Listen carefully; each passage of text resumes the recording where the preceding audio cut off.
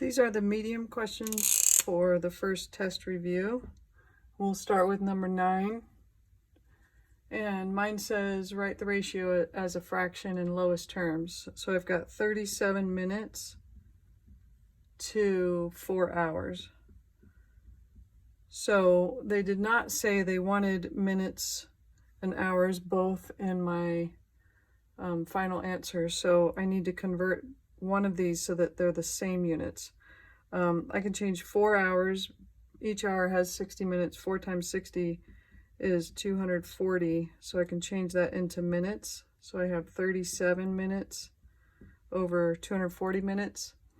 If you're not sure whether that's reduced, you can type it into your calculator as a fraction, 37 fraction 240. Hit equals, and it'll give you 37 over 240 back. So that means that is already reduced. All right, let's move on to question 10. 10, they ask for the long distance phone call between two cities, which costs $7.47 for 3 minutes. So this is in dollars, $7, $7.47. What is the rate in cents per minute? So they want this converted to cents. So how many cents are in $7? 700 and then 47. So I have 747 pennies. And then that's divided by 3 minutes. Now in this case, they asked for it as cents per minute. So I can leave both of those units, but I can reduce 747 over 3 to 249. So 249 cents per minute. The next question is number 12.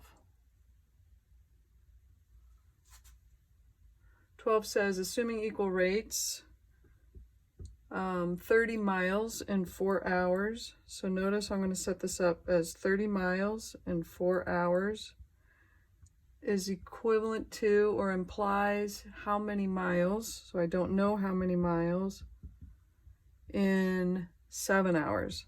So I recommend that you set this up as an equation. So this side equal to that side.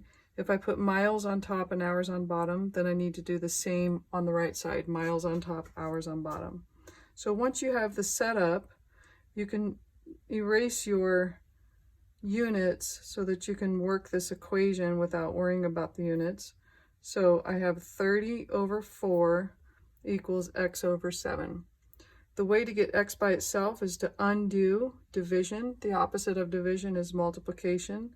So I can multiply this side by 7.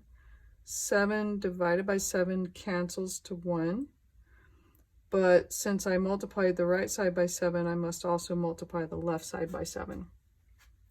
So here you can either type in 30 times 7 divided by 4, or 30 fraction 4 times 7. However you want to put it in your calculator. There are multiple ways that you can type that in, but the answer ends up being 52.5. Okay, so this is basically like half of a cross multiplication, and I'm encouraging you to use this because as we get deeper into the course, we will be practicing solving these equations, and this is a good place to start doing that. All right, the next question would be number 13. I'm going to switch pens here. So 13 says a local high school has 1,236 students with 365 freshmen, 392 sophomores, 220 juniors, and 259 seniors. What is the relative frequencies of sophomores at this high school? So they told me I had 392 sophomores. So the relative frequency would be 392, which is the number of sophomores, divided by the total number of students, 1236. When I put that in my calculator, I will get a decimal of 0.31 something. Hold on. 392 divided by 1236. 0.31715. But they want it as a percent, and the reason I know that is because there is a percent symbol in the answer. So I would move this 2 to the right to make it a percent. So I have 31.715%. And then I pay attention to the fact that they want it rounded to the nearest tenth. So 1 digit to the right of the decimal is the 10th space. I look to the right of it, and this number next to it tells me whether I'm going to increase the 7 or keep it the same. If it's 0, 1, 2, 3, or 4, I leave the 7 the way it is. If it's 5, 6, 7, 8, or 9, I up the 7 to an 8. So in my case, I'm going to leave it as 31.7%. All right, let's look at number 14. 14 says Jack flips a fair coin 70 times. So he flips it 70 times and sees heads 37 times. So he got 37 heads out of the 70 flips. What is the experimental probability that he will see heads? So if in the experiment he got 37 out of 40, then that probability is 37 out of 70, then the probability is 37 divided by 70. Which again, you'll get as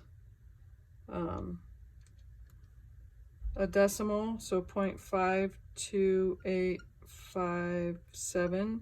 They want it as a percent, so I'm going to move this 2 to the right, so I get 52.857%.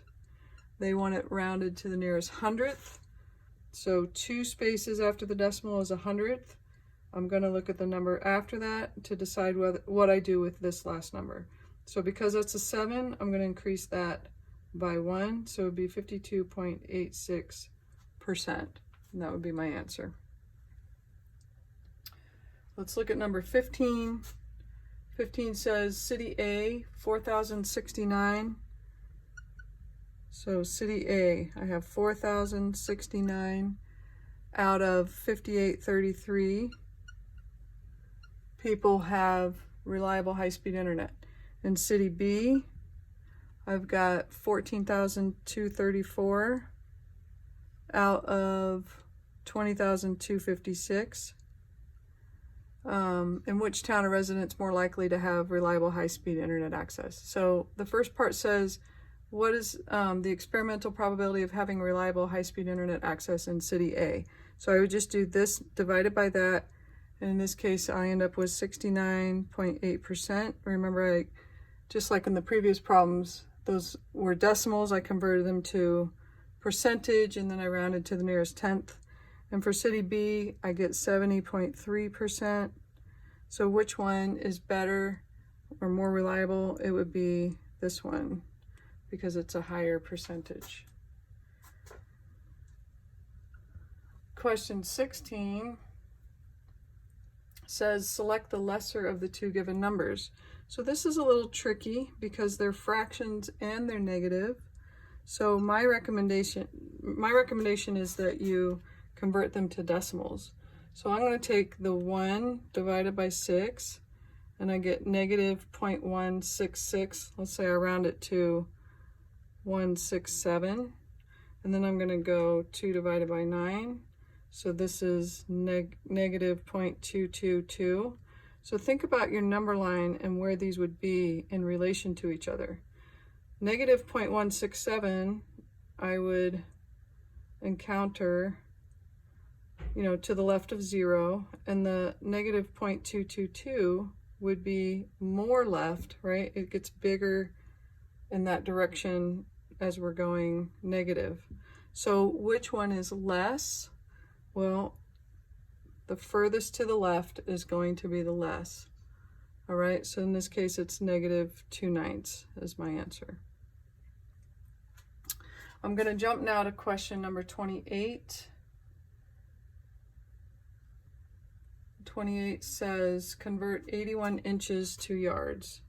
So this isn't too bad. I have 81 inches and I'm going to convert it to yards. So I need a unit fraction. I need inches on the bottom, so they'll cancel. I need inches to yards. I know that there are 36 inches in 1 yard. So I end up with 81 over 36. And if I put that in my calculator, 81 divided by 36, I get 2.25.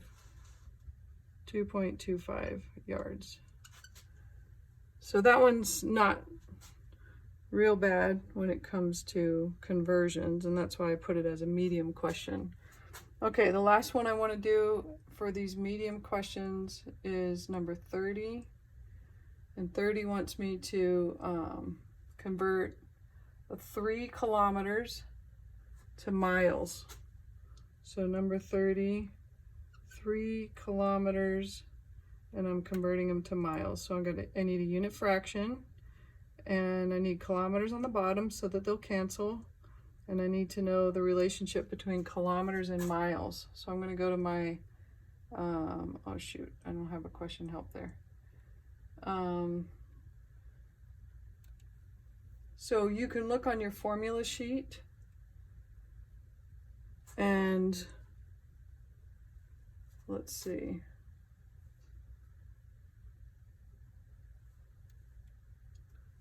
Dun, dun, dun.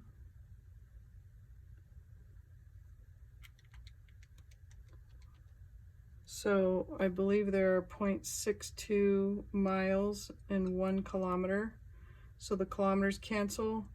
3 times 0.62 will give me 1.86, and that would be my answer, 1.86 miles. So remember to have your formula sheet when you're taking the test. That'll be really helpful for you. And I will see you on the next lecture, which is the hard problems.